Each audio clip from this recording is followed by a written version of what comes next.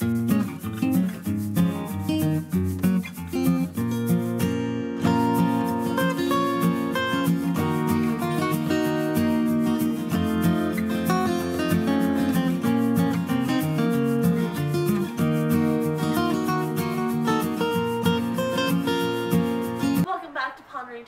name is Whitney. February is National Pet Dental Health Month and Responsible Pet Ownership Month. And so we are going to talk about being a responsible owner. But I did want to bring up the fact that it is National Pet Dental Health Month because that's an important part of being a responsible owner. And a lot of veterinary clinics will run specials throughout the month of February. So it's a good time to take advantage of getting your pet, your dog, cat, get their teeth checked out and take advantage of some specials that might be running. You'll just have to check with your local veterinarian to see what they might be offering this month. But overall, being a responsible pet owner, means making sure you're providing the basic needs, food, water, shelter. It also means making sure that you're meeting their grooming needs, their preventive care needs, yearly checkups, vaccines, flea and tick prevention, whatever the case may be. You want to make sure that you are offering plenty of training and exercise and socialization, things like that. So that's all really important. But being a responsible owner actually starts way before you ever get your pet, and making sure you're choosing a pet that you can keep for its lifetime. Cats can live upwards of 20 years. Depending on the breed of dog, some small dogs can live about 20 years. Larger breeds, maybe around 10, giant breeds, around 10 or so. So anywhere from 10 to 20 years or more, in some cases, you're going to have this pet in your life, or you should have this pet in your life. There are only certain instances where you should rehome your pet. For the most part, being a responsible pet owner means looking towards the future and making sure that you can provide and care for this pet throughout its entire lifetime. And so it really starts by doing research before you ever get your pet. So making sure if you're wanting a cat, what does that entail? What costs are going to be along with it? Litter, food, veterinary care. If you have an outdoor cat, you might need to think about flea and tick prevention, things like that. And so that's really important. Or if you're getting a dog, making sure that you are providing plenty of exercise, training, socialization. If they're a Harrier dog, that you can afford grooming, or you're able to do it on your own, things like that. And looking at what lifestyle changes might be coming in the future. So if you're somebody who is in the field of work that might be moving a lot, are you going to be able to take your dog or cat with you when you move? Or is that something you're going to have to rehome?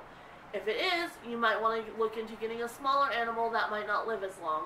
And so that way you're not potentially abandoning this pet that you had gotten. So things like that, and just making sure your lifestyle is suited for the pet that you are getting. I'm going to be temperament testing my dogs today because a lot of dogs specifically that end up in shelters, most shelters, probably not all, but a lot of shelters do temperament testing. And this just assesses the bite risk of the dog and determine adoptability, depending on what type of temperament test they do. Temperament testing is very controversial, and for a good reason. When a dog or cat ends up in a shelter, they are not at their best. It's a very stressful situation. There's noises, there's smells, there's strangers, they're confined to this little box. There's a lot that goes into it, and so they are not at their best. And so especially rescues tend to be really hard on shelters that do temperament testing. But the thing you got to understand is rescues have time and resources that shelters, specifically city shelters that have to take in strays and such, don't have. And so it's really about community issues. It all goes back to that, and making sure people are spaying and neutering, and just being responsible pet owners, and making sure they're doing their research and ensuring that they can provide for this pet for a lifetime. And so while I see the negative of temperament testing, it also helps shelters determine which dogs are more adoptable, and which dogs they can save, essentially, along with assessing bite risk so they're not placing a potentially dangerous dog in a home that might have kids. That's not to say every dog that is showing fear or aggression in the shelter wouldn't be perfectly fine with kids, but that's a risk they have to assess, because if they were to put a dog that are showing signs into a home with a child and that child got bit, that's on the shelter. That's a liability on the shelter because they saw the signs and still chose to place that dog in a home with a kid. So even though that dog might be perfectly fine with kids and it's just the shelter environment that are causing them to react fearfully or aggressively, they still have to take into account kids can cause stress and fear, especially toddlers, and so they have to take that into account. And so while I see both sides of the argument, it does have its place, and there are some temperament tests. The veterinary clinic I worked at had one that basically assessed the pet's personality, and then the owners would fill out like a questionnaire, kind of assess their lifestyle, and so they would get like a colored card, and they would be able to go down and find dogs that match their color that would be more likely to be successful in their home.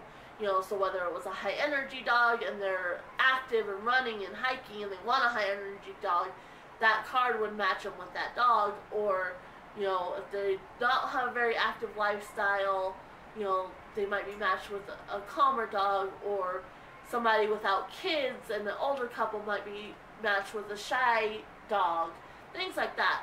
So that type of temperament testing was really cool. I don't remember the name of it, so I can't, you know, comment the name or anything like that, but it was really cool because it increased the success of placing dogs at home and lessened the likelihood of that dog being returned to the shelter. So that was actually kind of a cool temperament test, and I think that's kind of how temperament testing is going towards nowadays, versus, you know, just assessing the bite risk of the dog when they're already stressed out and fearful. So anyway, I thought it'd be fun to temperament test my dogs and just see how they would fare now with me doing the test, because in the shelter when somebody does a test, you normally have two people, one's doing the test, one's marking, and they get pulled from their kennel and into a room, and you do the test real quick, and these were relative strangers to these animals, and so it's not as, so me doing it isn't as accurate as how it would be in a shelter when they're already stressed out and then you have strangers doing it, because my dogs obviously know me, I've had them for years, but it'll be interesting to see, knowing their natural tendencies. Boo Boo, I would think, would be higher on arousal because she's a very impulsive dog. Marley is a fearful dog, so I think, you know, he might be higher on stress and fear. And then Nini's is super friendly, so I think she's kind of just going to be overall good in the categories. So it'll be interesting to see, knowing them and having them in my household, kind of where they fall, and how they do with me. But it's not an accurate representation of how they would do if they were in a shelter. So I just want to point that out, but this kind of gives you an idea of what it would be like for your pet if for some reason you were thinking of rehoming them instead of working through whatever issues you were having with them. So anyway, I'm going to go ahead and grab Marley and we'll get to it. Alright, so I got Barley Bear here.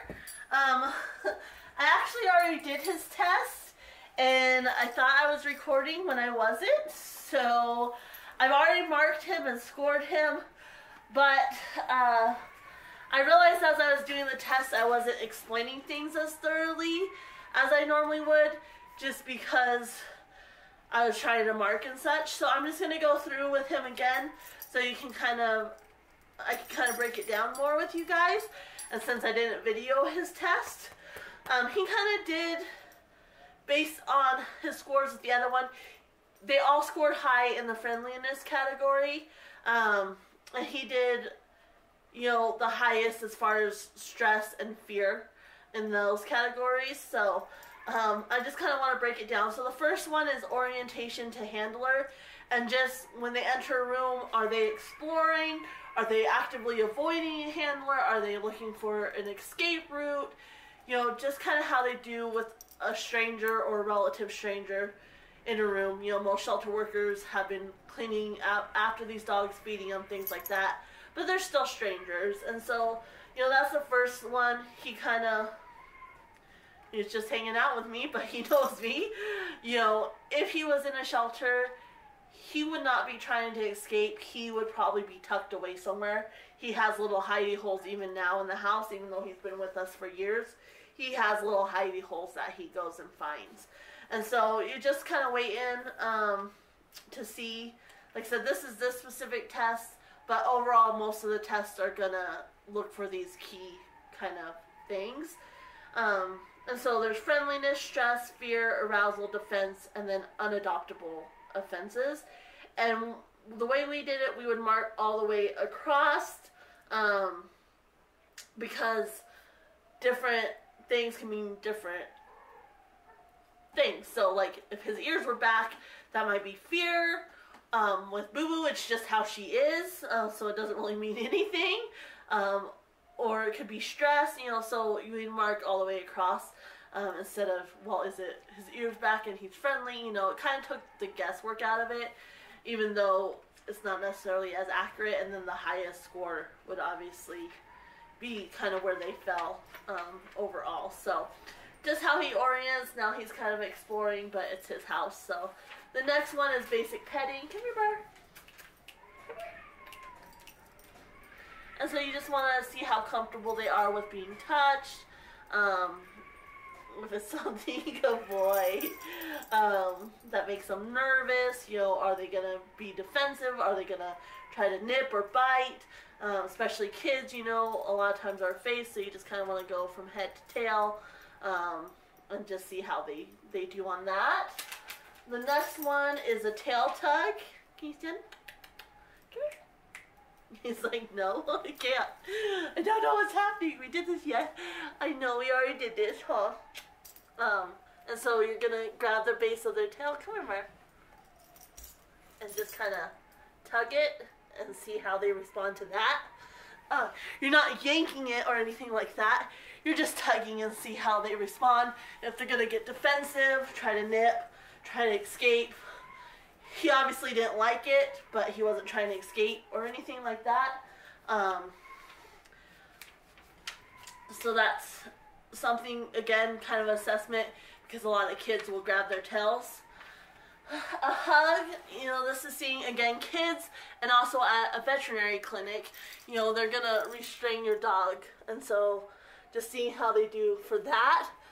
Again, most of the time you have somebody observing. It's kind of hard to see their tail, their eyes, you know, lips, things like that.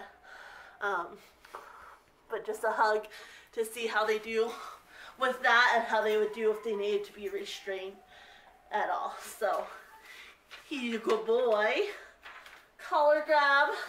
He did not do as well for this one. He doesn't understand. Oh boy, today you doing good, huh? Good job. Most of the time if I try to grab his collar, he kind of sits back and he doesn't want to go. But he's like, I know something's up. And so that's just seeing how easily they are led. If they're going to get defensive, if somebody grabs their collar, a lot of dogs will and might try to bite. So that's just seeing that. The next one is play response. And especially, again, with kids, you know, they might be really active.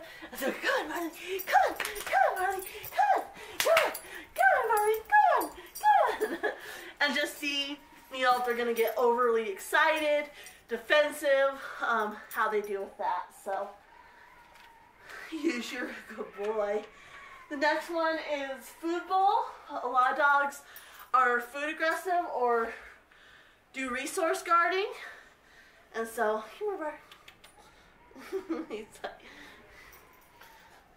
And so, normally you would have a fake hand and you would start kind of at their back end and work your way up and see, you know, if they start eating faster, or like him, he kind of froze. which can mean different things, and then you're going to see if they'll let you take the bowl away. And then I'll give it back to him so he can finish it. So that kind of just assess. Resource guarding is very natural and very common in dogs, but again, the extent of the resource guarding, and again, just assessing to see if they would be safe around kids, because kids don't understand. Have another dental chew he'll get, and this is my high value item. Normally you'd have something a little bit bigger. You would give it to him, see where they lay down and such. Because it's so small and he's so big, he can just chomp this. So I'm actually going to hold on to it and kind of tug it away from him. You would not do this in a shelter environment, because this is very risky and likely to get your hand bitten. And so, so I'm just seeing, you know, how willingly he is to give it up, how defensive he is, things like that. So, he's a good boy. Let him finish that for a second. The next one is all things, well, the next three things are all things kind of how they would do it at a veterinary office, or even, you know, at home grooming. Kids sometimes will do weird things, and so, come here, bird. Come here. It's like, I don't know what you want. Let me get him in a better position. Come here. No boy. And so you're checking their teeth, making sure they're comfortable with that, checking ears, and then also seeing how they do with their paws, being handled as well. A lot of dogs get really defensive over their paws being handled. So good boy, Bear. He said, I am a good boy. It's all gone. He's looking for more treats. And then oftentimes you would do a dog-to-dog assessment using a dog that you know has passed already. I'm not doing that on any of these guys because I know they're all fine. Marleys, actually, he would pass his dog-to-dog, but none of my dogs are really overly engaged with dogs. Boo Boo would probably be the only one that might fail, and that's just because she is a bit reactive when she's on leash. And most of these tests are done on leash. At the shelter I worked, we kind of depended. We had a little area. So if they were a pretty friendly dog and we weren't that worried about it, we would just kind of do it, let them kind of wander and do the tests, where most of the time we would keep them on leash. And then, of course, a tug test, just to see, you know, again, their arousal, and make sure they're not going to get overstimulated with the toy. Marley doesn't even care. He doesn't really like tug. I've only seen him play tug with Nitra a few times, and that's when she's been really pushy, but he gives up really easily. He's not a tuggy kind of dog. So that's kind of a breakdown of the tests. Different tests have different elements, but they're all kind of checking for the same thing. So like I said, Marley scored highest in the friendliness score. He was higher than Boo Boo, so his score was 76, Boo Boo got 71, and Nitra got 81, so Nitra was the highest overall, which I expected. Stress score, he was definitely the highest, he got 45, Boo 38, and Nitra 26, and again, some of these categories, you know, covered a range of things, so there's going to be scores in each section, regardless of whether their ears were back because they were friendly or not. So it's kind of, you know, you kind of have to assess that as well. On fear, they were all pretty close. He definitely got the highest with 17, which I would expect. Boo Boo got 15 and Nitra 13. Again, Boo Boo I would expect to kind of fall in the middle there. Arousal, Boo was definitely the highest. He was the least because he's more timid and contained, where Boo Boo is very impulsive. So he only got 8 arousal, Boo got 50, and then Nitra got 31. Defense, he got 5, which I actually forgot to go all the way across on some things on him. So arousal and defense aren't quite as accurate on him as they should be. But he got 5, Boo Boo got 23, which again, I can see why. And then Nitra got 18. Um, and that's more guarding and, you know, being possessive of things and defensive as far as when you're handling them and such.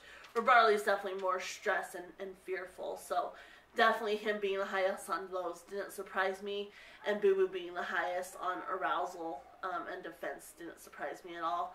And then, like I said, Nitras just overall easy. And she's actually the only one I got from the shelter, so Boo Boo and Marley were both actually foster fails. Boo Boo I did get as a baby, though. I call her my Walmart special because there was a lady walking around Walmart with her. And at the time I had many dogs, and so I said no, went into the store, and when I came back she still had this puppy. So I thought, I'll take her, I'll get her vaccines, I'll get her spayed, and I'll find her a home. But of course I fell in love with her, and that didn't happen. I always joke that Boo Boo is my soulmate on 4 legs. And with Marley, he came to me about 7 months old, and the lady that had him, she did a lot in the community as far as keeping dogs out of the shelter, placing them with fosters, or finding them permanent homes. And he was sent to me because he was the product of sibling syndrome, which if you don't know what that is, it's when siblings or littermate syndrome, they become super attached, and oftentimes either they don't bond with their humans, or one is kind of stunted because they just kind of follow along with the other one, and they never develop, you know, certain things themselves. They're just kind of going along with their sibling, and that was kind of his issue. His sibling was great and fine, but he was stunted because he was very fearful, and so instead of developing relationships with people, he just stuck with her, and so he never was socialized properly because he was always just along with her. She was so friendly. And so he came to me very, very fearful, very defensive. You want that off? And I was going to work with him, get him socialized, but it took him a long time. And even now he has moments like this. This is the second time I brought him in because the first time I forgot to film. And he did a lot better this time, where the first time it took a minute to get him in because he was like, something's different and I don't know what you're doing. And even working on the different videos and such and taking him out by himself, he gets really nervous because it's different and he doesn't know what we're doing. And he definitely still prefers to be with another dog. But I take him out enough separate that he's not as hyper bonded as he was with his litter mate, so it's a little different.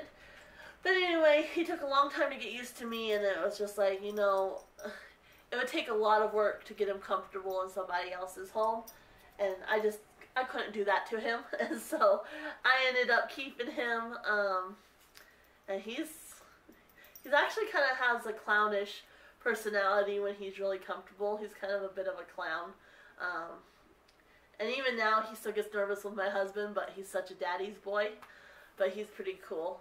And so that just goes to show, you know, fear and stress can play a huge, huge role in the results of the temperament test. And so it's really important that you are a responsible owner and you do the research, and then you do make sure you provide proper training and socialization. And so if for some reason your dog did end up in a shelter, their chances of being adopted would be more successful if they had the right start versus, you know, I don't think Marley would pass, honestly. Even though he passed here today, I don't think in a shelter setting he would pass, which is a shame because he's actually a really cool dog and he's not a bite risk at all.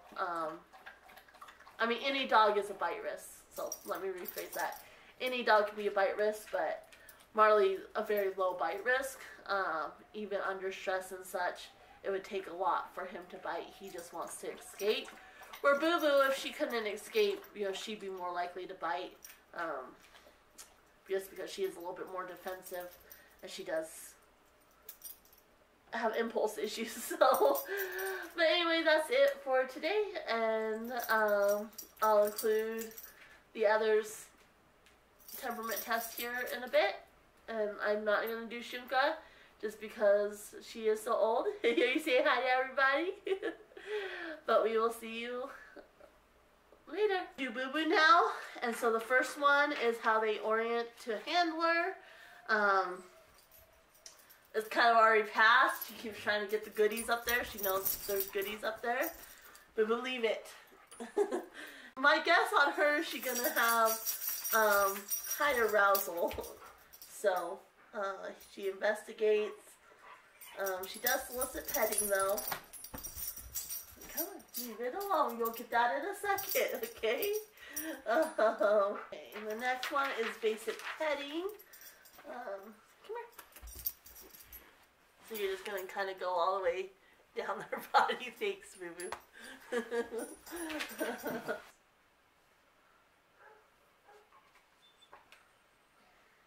She's kind of calming down now. She did remain with me for that, so that's good. But she is distracted.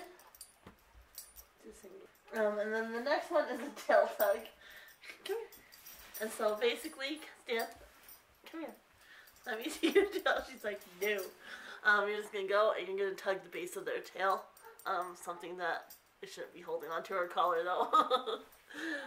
Kids and such would do. So I'm not like yanking it or anything like that.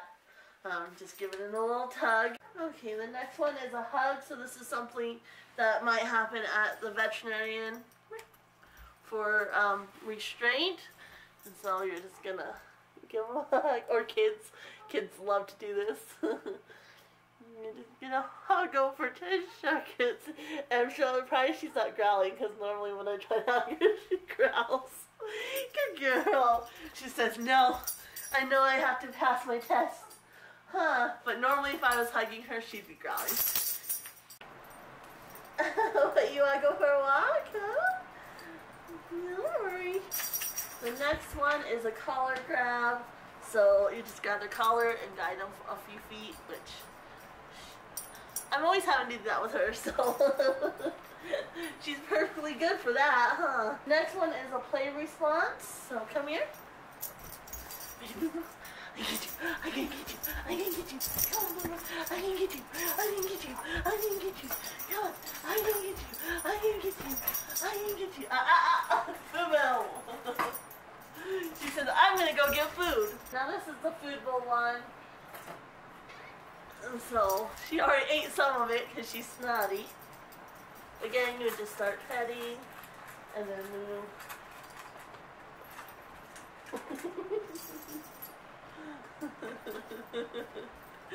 There you go. Now the rest.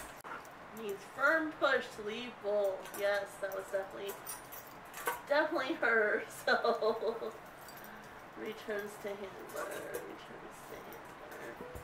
Okay, the next is the high value item. So I have some dental treats from Hills here that I'm using. Normally you use like a slightly larger item unless it was a small dog, but this is what I had on hand that's kind of high value to them, and so I'm actually gonna hold on to it.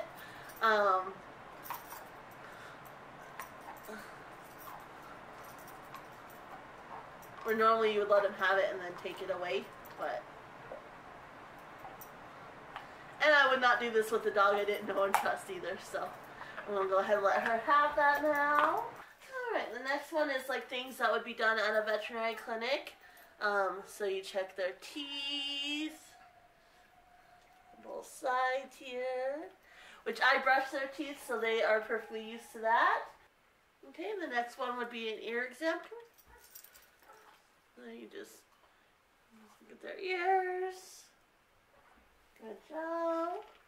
Which again, I clean their ears, and so the next is a nail exam, and she hates her feet being touched. So, come here. There you go.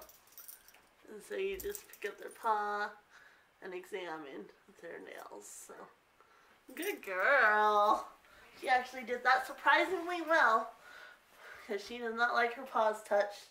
Even when I have her shake, she's always like so funny about it. So, I don't want your bowl, silly. We can be this good when I'm actually doing your nails, huh? And she did remain with me. Next one would be a dog-to-dog test. She knows all my dogs. she may or may not pass, because sometimes she does bark and struggle to follow cues. So she might need like a mandatory dog to dog or something like that if she was in the shelter. But she's pretty good with, I mean, I can bring any dog into the house and she's fine. But she does bark and is kind of reactive sometimes. And the next one, what did you do? There it is a tug test. Get it, boo boo. Get it. Okay. Good job. Good girl. And that's just making sure that they don't get too ramped up. Boo Boo passes. Probably would have done some modifications, or restrictions rather, not modifications. I don't know why I keep saying that. Restrictions, just because her arousal scores were higher. So even though her friendliness scores were good, her arousal and stress scores were higher. And so probably no young kids in the house, things like that for her. But overall, she actually did really, really well. So I'm going to go get Nidra and we'll do her test next. Alright, so now I got Nidra. And we're going to see how she does. Hi. Okay, the next one's basic petting.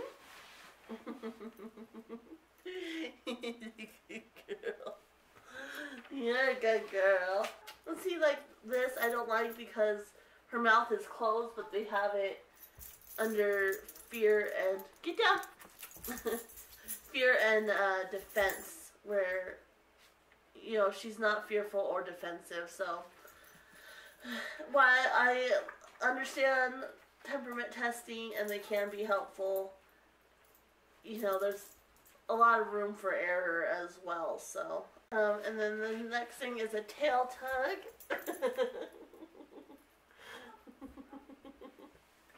Good girl. Next one is a hug, like you do at a vet clinic.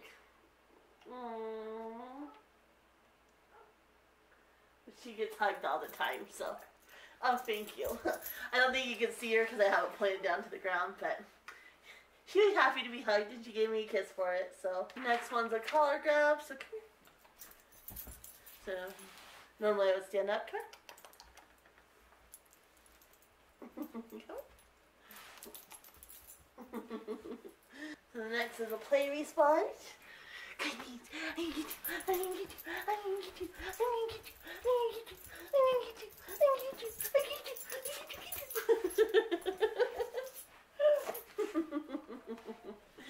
You're so cute. Next one is the food bowl.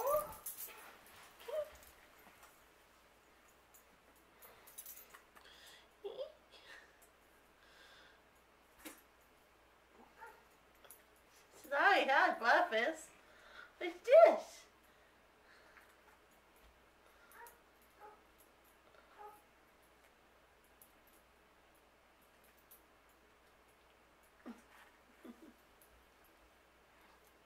Next one, again using one of the Hills treats. Which, because she's so little, I can give the whole thing to her, so. You just spit food out at me. That is nice, you know. Yeah? Can you have it? Cute, you're so pretty. I'm gonna let her finish that and then I'll do the rest because the next is the ears and the teeth and the paws. I'll probably just do all that all at once and then mark it. But we gotta wait. We done? Can you come in, Amy? Good girl. Can I see? Thank you. Drop it. Thank you. I'll give it back in just a second. Okay, let's finish the test first. And so we're going to do our teeth first. Can you scoot this way? So they can see what I'm doing. There we go. I'm just examine her teeth. Once again, I brush. Her ears. She doesn't really like her ears. Good job. And then her paws. I play with her paws all the time. Though she doesn't really like it when I do her nails. So, good job. Okay. You can have that back by Mark. She says thank you. And not gonna do the dog to dog. She does like tug though. You need to go get it. Go get it. Get it. Normally she won't play with me. Are you still eating? She's still eating. So let's see. Get it. Get it. Come on. Get it? Get it. Get it. Get it. Get it. Get it. Get it. Get it. She'll bring it to me and then she'll play with me, but if I try to engage with her, she doesn't want to play. So she just wants to eat, but that's it for the temperament tests. 13, 14, 15, 16, 17. I do hope you guys enjoyed this video. I had a lot of fun seeing where these guys landed. I think they would all be adoptable. Like if Marley was in a shelter situation, it kind of just depends on the staff, I think, and the individual shelter, depending on how much room they had. If they didn't have a lot of room and they were kind of having to figure out who had to stay and who had to go, I think he might have been one to be euthanized, but hopefully they would have maybe sent him to a rescue or something. Boo Boo, I'm pretty sure, would have had restrictions, you know, no young kids, things like that. But Nini's is perfectly adoptable, which is why I chose her.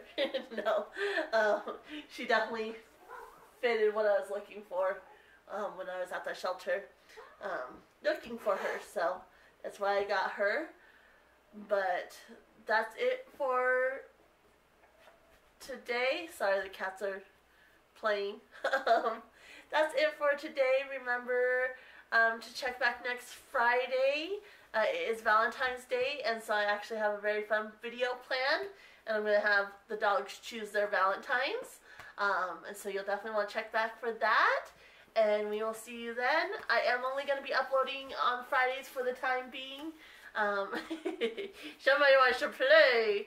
I am going to be only uploading on Fridays for the time being because just until I get a little bit better. It was taking more time than I thought to video and edit, and so I do want to just practice and get a little bit better at it, and then I might go back up to Wednesdays and Fridays. So for now, it's just going to be Fridays. Alright everybody, I hope you enjoyed today's video. Until we see you next week, I want you to ponder this.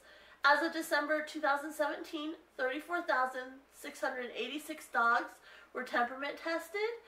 29,017 of those passed and 5,669 failed.